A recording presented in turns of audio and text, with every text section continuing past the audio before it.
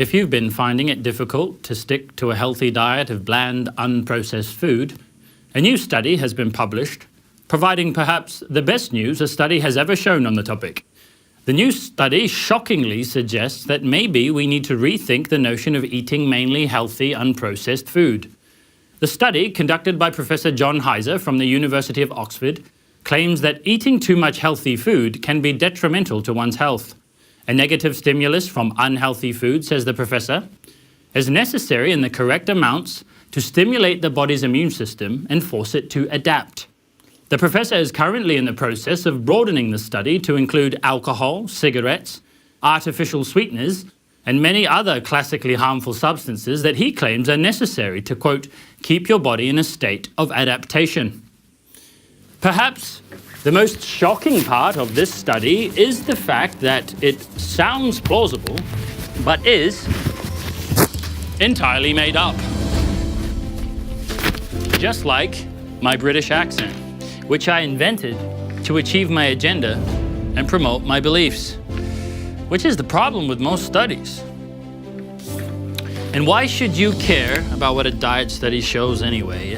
A study can't show anything specifically for you. It's just a bunch of people ticking boxes. And if enough people tick the right box, then they can make a general statement like, if you eat more cabbage, you're more likely to have any belly button. Or, if you eat more tomatoes, you're more likely to be a Jew. Which is actually true, by the way, but who cares? So does this mean we should ignore all of the studies out there? Well, not all of them, but definitely most of them.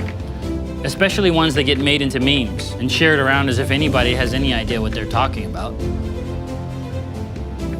But there is one study I'd like you to pay attention to, which in many ways is the only study, the study of you. That's right, the study you've been secretly doing, because you've been doing the most extensive, relevant study on food and health your entire life. You've been eating since you were born. You know how you feel after a big bowl of pasta or a small salad. All you need to do now is measure things accurately. If you keep track of your diet, your weight, right? Your training, your sleep, and how you feel physically and mentally, you're all the study you'll ever need. Sure, read books as well, as a guide too. But you need to start writing your own book. Well, your own logbook, actually, of directly relevant science to you, recording everything that affects you in the short and the long term. Obviously, see a doctor as well. But be a scientist. It's free. You don't need to have a degree, just observe. Notice small changes.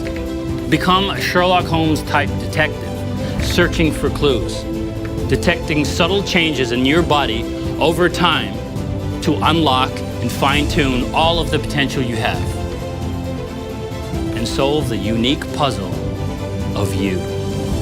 There's so much to learn about yourself. You can become the master of the most important study. You can take control.